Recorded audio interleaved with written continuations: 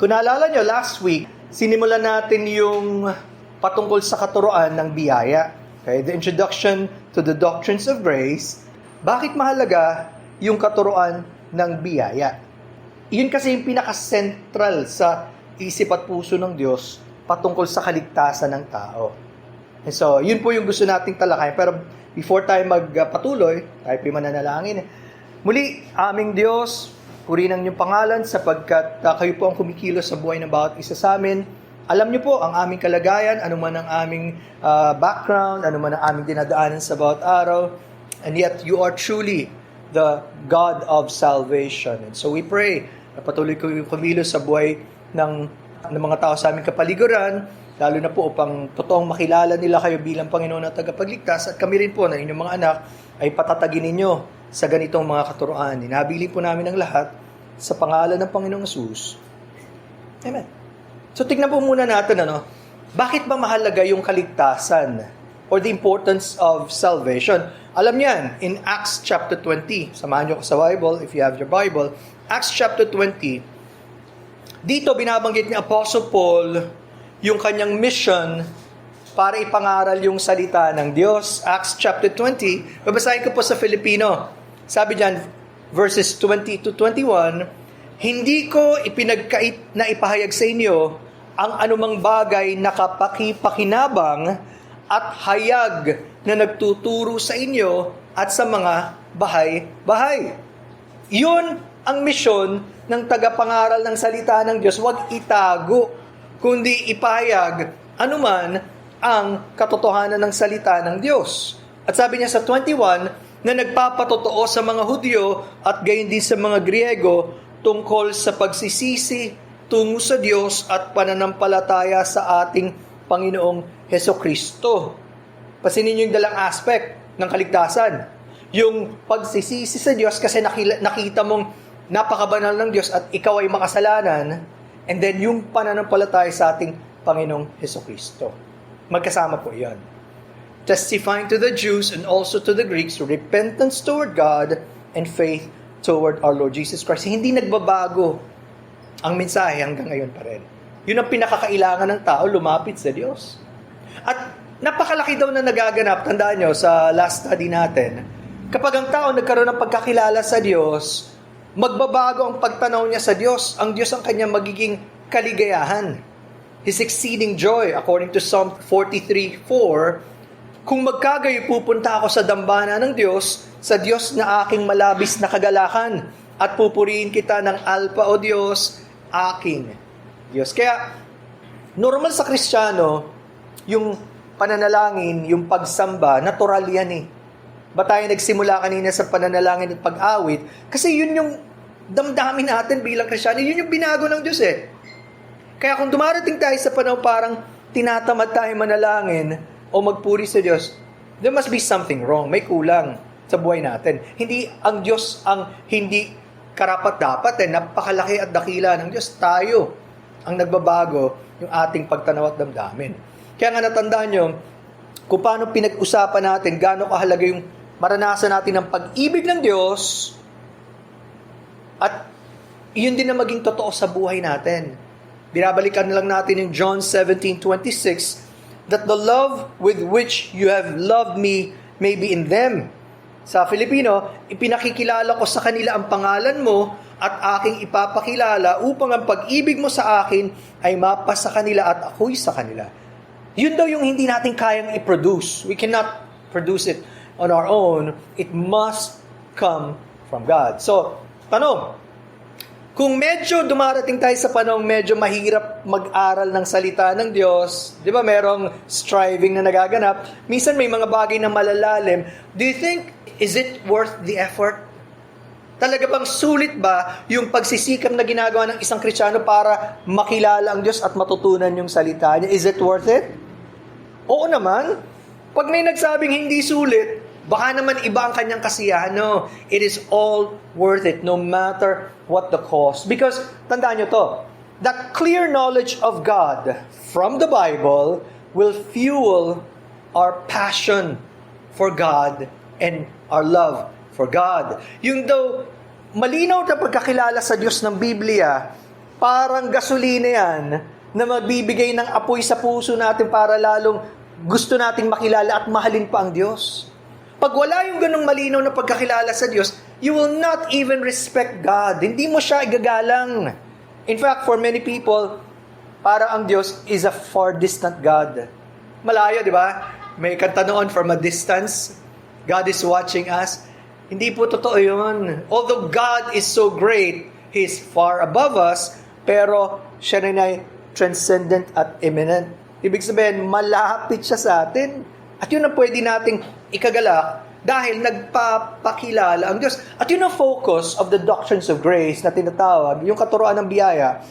Nagpapakilala ang Diyos in a very personal way, lalo na pagdating sa kaligtasan. Kasi di ba, maraming mga tao sabihin nila, alam ko ang Diyos. May pagkakilala ko sa Diyos, pero napaka-general. Di ba? It's just a general knowledge. There's a God. Hindi ganun. Gusto ng Diyos maging personal because of His power and sovereignty in the way He saves people. Yung kanyang pagliligtas sa tao, makapangyarihan. Kumikilo siya. Kaya, pag hindi mo siya nakilala in a personal way, hindi mo malalaman sino ang Diyos na to. Yun ang emphasis of the doctrines of grace. At itong tanong, gawin nating mas malinaw, mas personal. Papaano ba niya ako iniligtas? Pag hindi mo kayang sagutin ang tanong na yan, may kadugtong na tanong, talaga bang nakilala mo siya? Kailangan magpakilala siya in a very personal way. See? Yun ang masarap. Dahil ang Diyos natin, hindi siya nagtatago, nagpapahayag siya. Now, hindi nagsisimula ang kahit sinong tao sa mga formulations of doctrine. Okay, tandaan niya. Kahit anong katuruan, you do not begin with knowing the different kinds of doctrines sa Bible. You come into a personal knowledge of who God is based upon His Word. Ano bang nakasulat sa Biblia? Kaya tinatawag tayo as Bible-believing Christians. Kasi, ang Bible daw, supposed to be ang ating basis of faith and practice. Ito ang basihan ng ating pinaniniwalaan at ginagawa sa buhay. Dapat ganun. Hindi po pwede na kung may natanggap kang katuruan and you embrace that teaching, hindi mo na pinag-aralan ng Biblia. Kasi naniniwala ako sa teaching ng simbahan namin. Pinag-aralan mo ba? At ikaw ba mismo kumbinsido, ito ang sinasabi ng salita ng Diyos? Magiging mababaw kasi tayo Di ba? Maraming Christians are shallow when it comes to the truth of God's Word. Huwag nating gawin yun, mga kapatid. We all are responsible before God paano tayo mag-aaral at matututo ng salita niya. Kaya pansin niyo yung Psalm 138, verse number 2. Yung damdamin ng psalmist.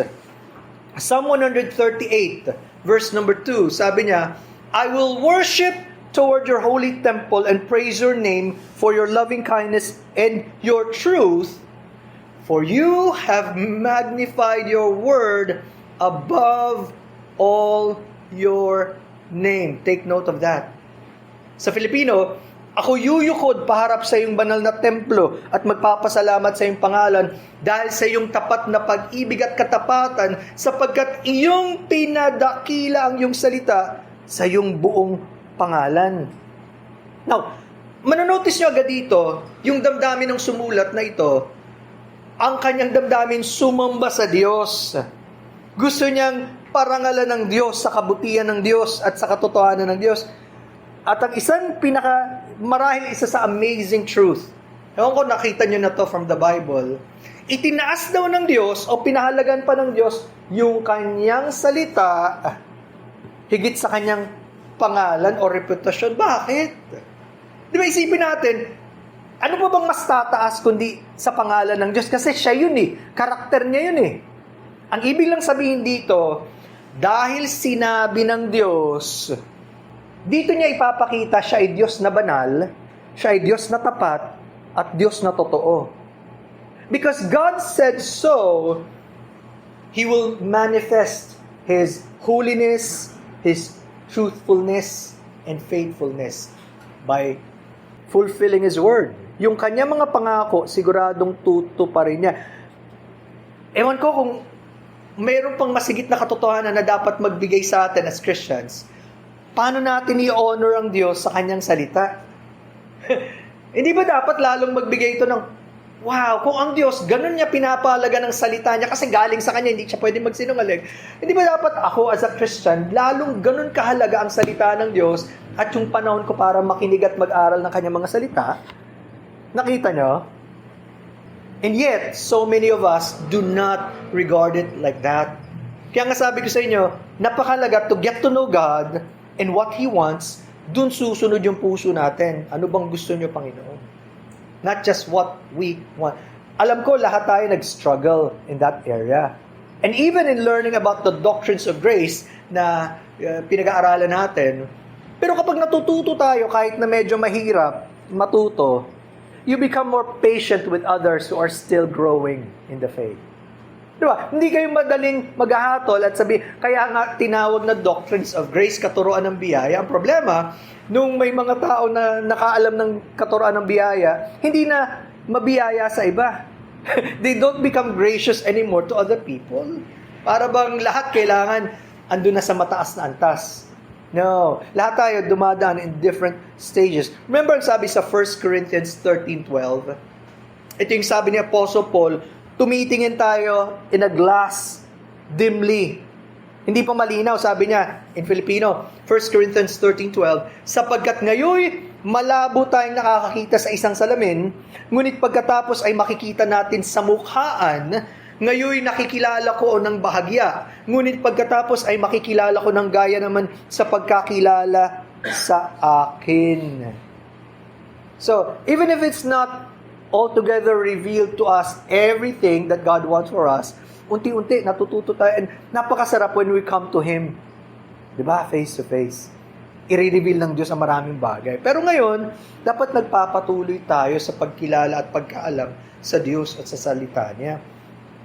Kahit daw may mga uncertainties sa paligid natin, di ba? Sa panahon natin, parang di mo na pagkatiwalaan yung mga tao, yung mga leaders na pinipili ng mga tao, bumabaliktad sa salita, galing sa pangako, hindi matupad. Pero ang Diyos hindi nagbabago eh. At siya daw yung Diyos na bato, matibay. Pwede mong pagtiwalaan ng buong buo, even in our world that is like quicksand. Nagbabago eh. Ang isang talata, Psalm 62, verse number 2. Pansinin niyo yung statement ng psalmist, siya lamang ang aking malaking bato at aking kaligtasan. Personal no? Ang aking muog, hindi ako lubhang matitinag. Truly, He is my rock and my salvation. He is my fortress. I will never be shaken. Ibig sabihin, kailangan una makilala mong Diyos sa kaligtasan. Bago mo masabing totoo pala, ang Diyos ay pwedeng pagtiwalaan, matibay, matatag, hindi nagbabago. Pag hindi natin siya kilala sa kaligtasan, again, you cannot trust or worship or believe in a God you do not know. Hindi mo magagawa yan. Pero pinapatibay tayo ng Diyos. Ang larawan nga, of course, sa US, it's like the oak tree na matibay sa ating Filipino version, Nara. Di ba? Kahit na yung kapaligiran mo, para bang binabagyo, inuulan, masyalakas ang hangin. Pero isipin mo yung napakatatag na natayo. Ang Diyos higit pa dun. So, the sovereignty of God and His power shows He is truly the one we can trust. Pwede tayong maging confident sa Diyos. And that's our prayer. First of all, for myself, dapat prayer natin na sa sarili natin, for our families, sa ating iglesia, sa mga kaibigan natin, o iba pang mga na-influensya natin. Sana hindi lang ako, pero Panginoon, kami, patatagin niyo po. Kailangan namin kayo. Now, pag pinag-aralan po ang doctrines of grace, kailangan malaman natin ang historical background nito. Saan ba ito nagsimula? Basta lang ba ito lumitaw?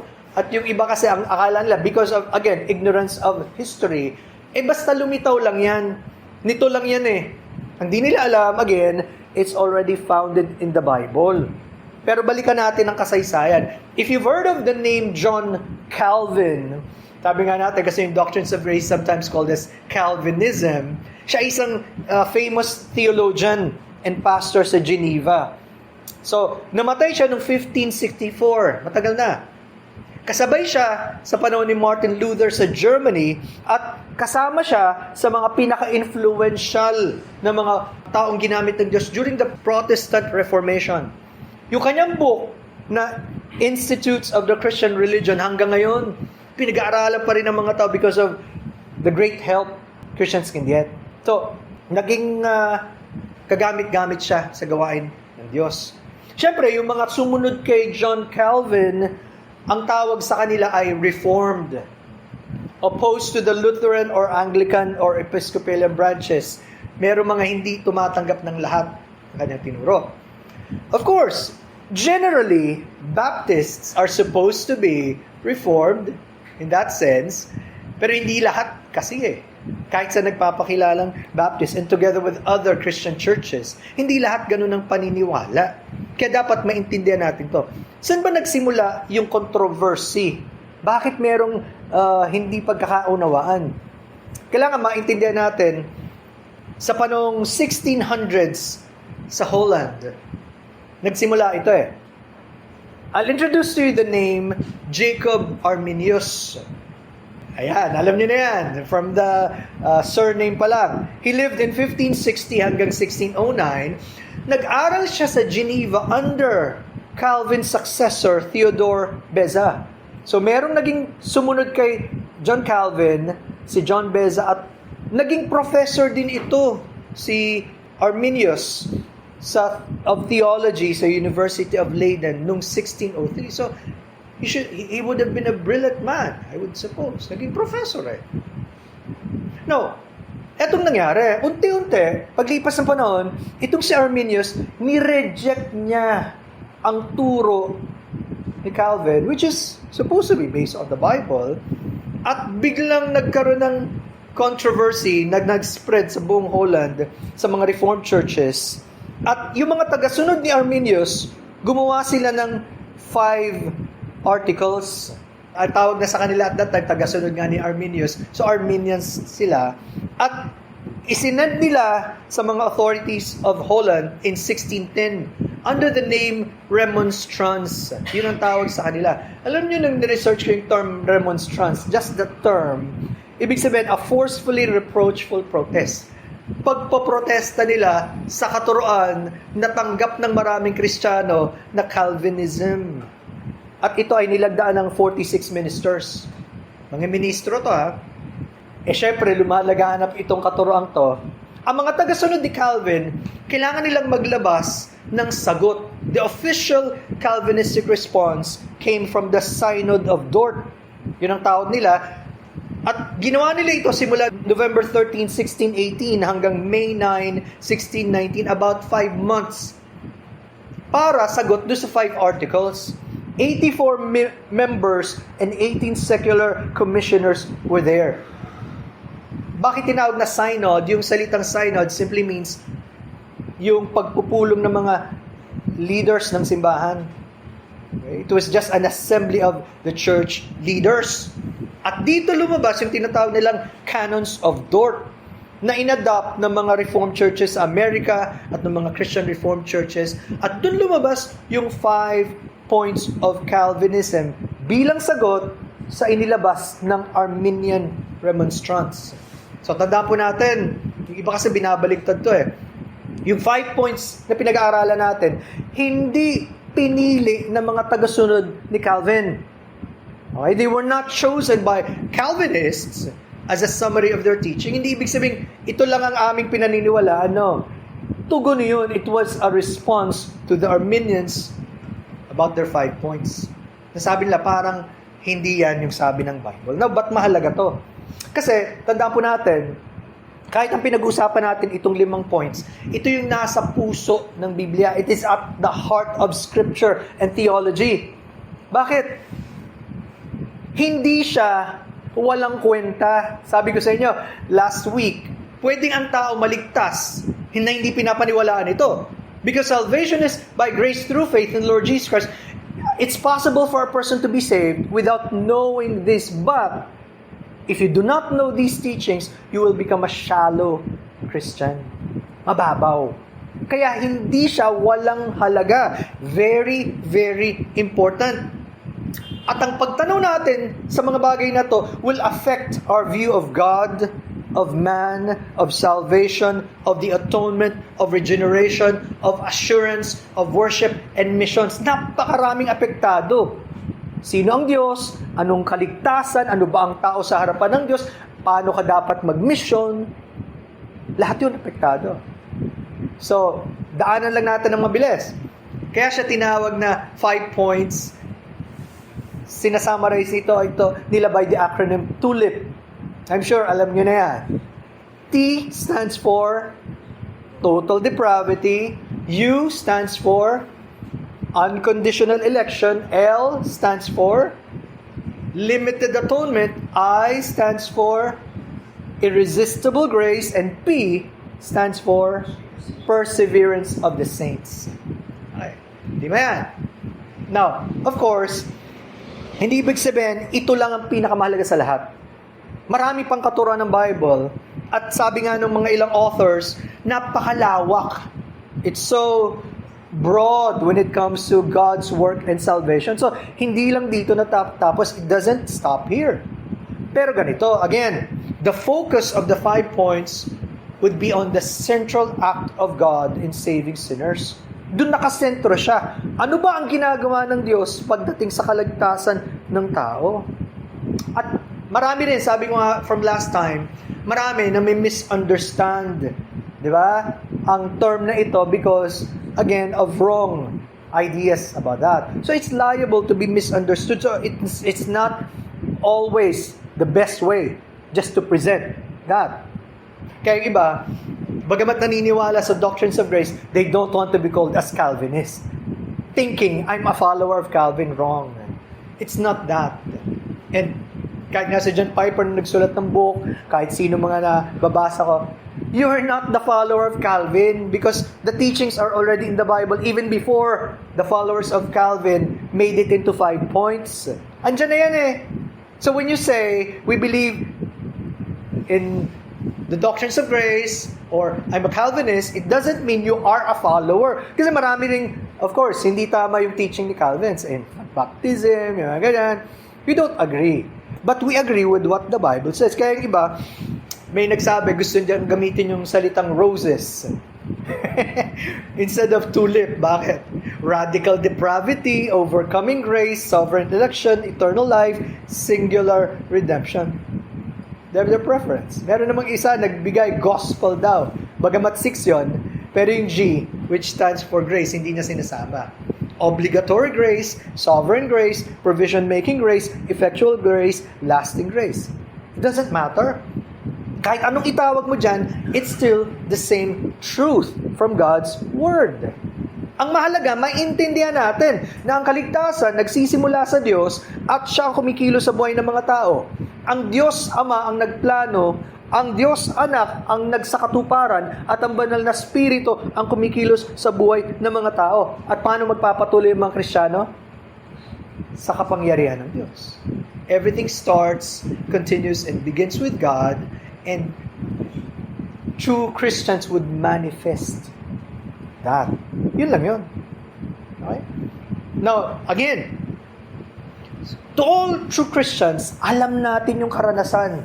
Paano tayo kinatagpo ng Diyos. And maybe that's the reason why for choosing the tulip. Kasi, makikita nyo naman, mararanasan mo yung pagkilos ng Diyos, papakita niya, ba't mo siya kailangan? Dahil makasalanan ka. Di ba? Tapos, ba't mo siya kailangang lapitan bilang tagapagligtas? So, sa karanasan natin, lahat ito nangyayari at gusto mo magpatuloy sa Panginoon. So, kapag naganap yun sa isang tao, malalaman natin, totoo pala ang pagkilos ng Diyos, ang kaligtasan. Hindi siya yung pagsali sa simbahan, hindi siya yung dahil sa naniniwala ka sa certain doctrines, no. Again, salvation is of God, sa Diyos galing yan, sa Panginoong Kristo. So, kitang-kita natin ang pagkilos ng Diyos dahil lahat ng totoong naging Kristiyano dumaan dun eh. Nagpamalas ang Diyos ng habag sa atin bilang makasalanan at nakita mo, kailangan ko kayo, Panginoon. Di ba Panginoon din nagsabi? Parang yung isang may sakit, ang lalapit sa doktor. Right? So kung wala kang sakit, o hindi mo iniisip na may sakit ka, hindi ka lalapit sa doktor. Yung mga may sakit na, ayaw pang lumapit. Bakit? Wala daw time. Dala sabihin ni Sir Bernie yan. Ibig sabihin, wala pera. Ganyan ang mga Pilipino. Huli ang kalusugan. Okay. Pero pagka ikaw nakita mo makasalanan ka, kailangan mo ng tagapagligtas, lalapit ka sa Kanya. So, alam natin yun. Pero ang medyo controversial sa marami, para kanino ba namatay si Kristo? At, ano bang ginagawa niya? Sino ba ang inililigtas niya? At tandaan niyo po, lahat ito plano ng Diyos. Wala tayong kinalaman dyan eh. Hindi nga natin iniisip ang Diyos nung pinanganak tayo, nung lumalaki tayo. Wala siya sa isip natin. Pero kikilos ang Diyos. At dito natin makikita ang mahalagang pagpili ng Diyos in Ephesians 1:4. Alam niya, di ba? According as He hath chosen us in Him before the foundation of the world. Ayon sa pagkapili niya sa atin, sa Kanya, bago itinatag ang sanlibutan, upang tayo maging banal at walang dungi sa harapan niya sa pag-ibig. And then of course, magpapatuloy ka. Gusto mong magpatuloy. See? So, masarap maintindihan at lumalim sa ganitong pagkaalam. So, again, hindi dahil sa turo ng isang tao kaya natin in-embrace, kundi dahil turo ng salita ng Diyos. The Bible should be our final authority. May sinulat si Jonathan Edwards na pwedeng makatulong sa atin doon sa preface ng kanyang book, The Freedom of the Will.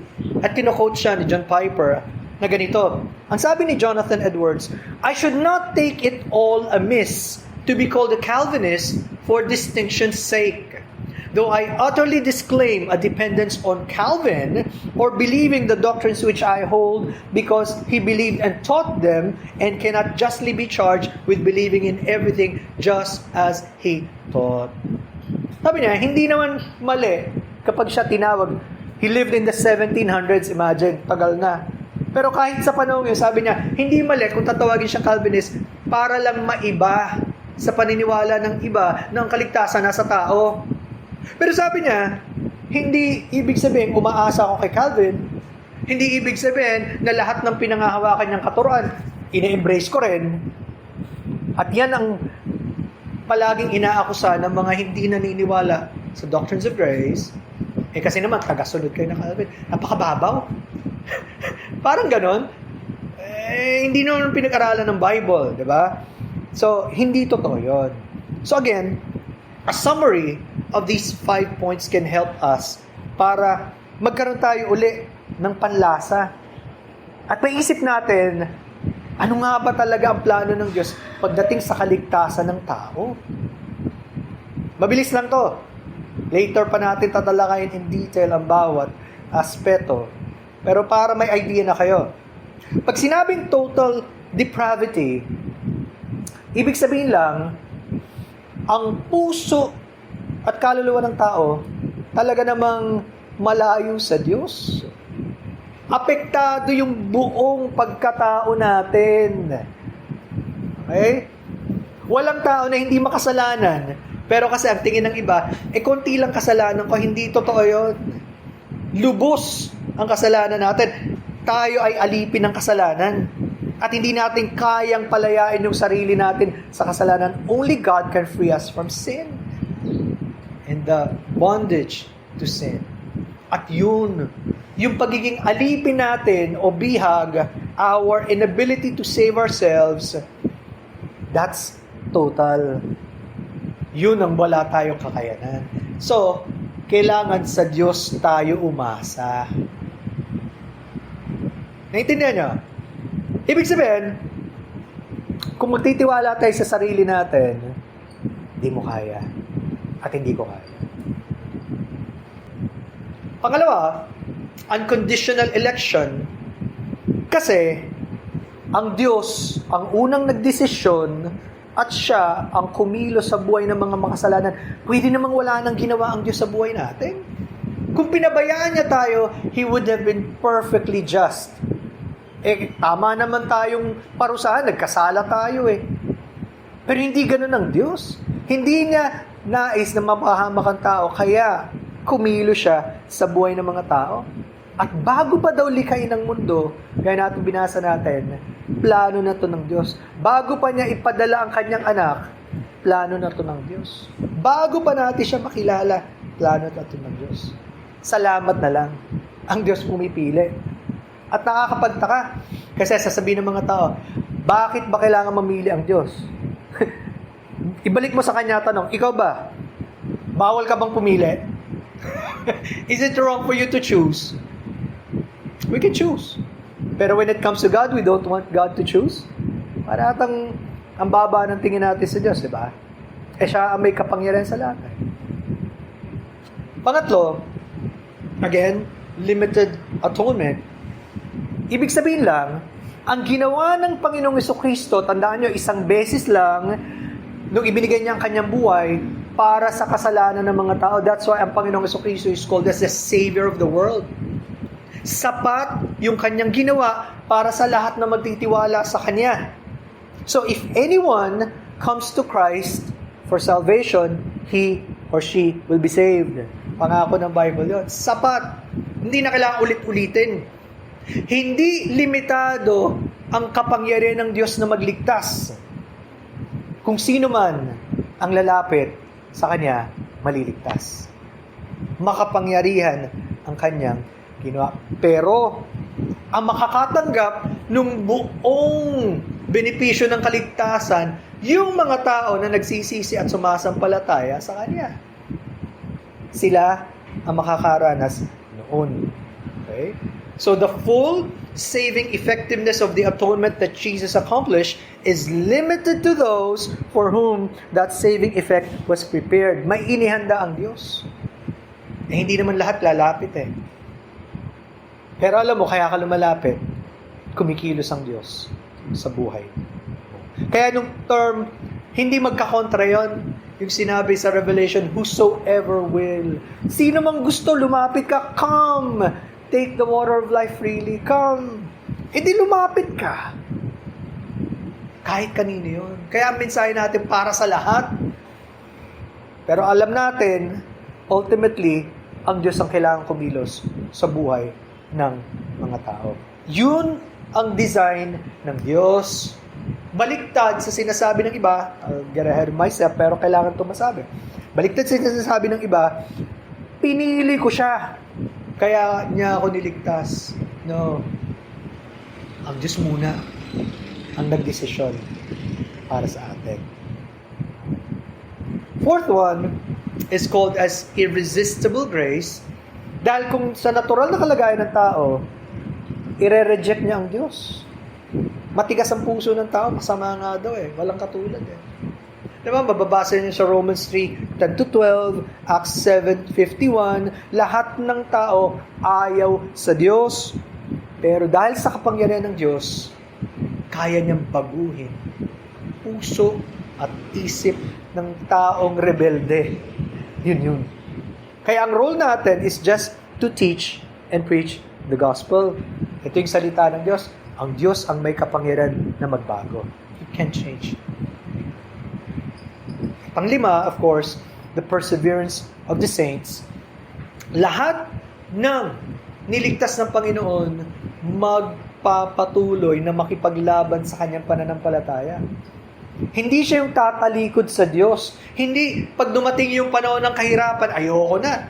Di ba ganun yung parable of the sower?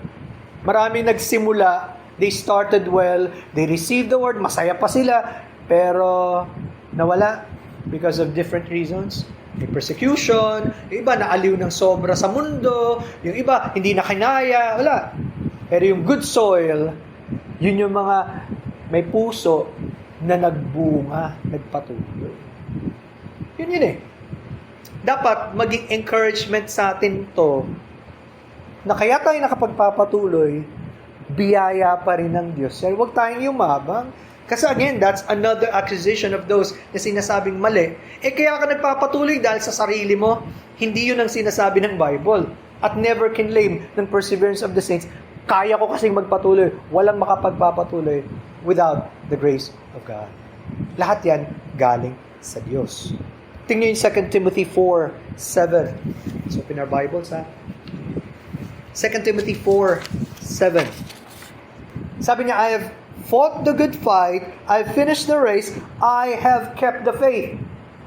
Alam naman din natin, si Apostle Paul ang nagsabi, not I, but the grace of God that is in me. 1 Corinthians 15:10. Maliwanag kay Apostle Paul, kailangan kong magpatuloy hanggang matapos yung pinagkaloob ng Diyos, hanggang matapos ko yung labanan, yung takbuhin. Pero alam ko, hindi ako yan. Lahat biyaya ng Diyos.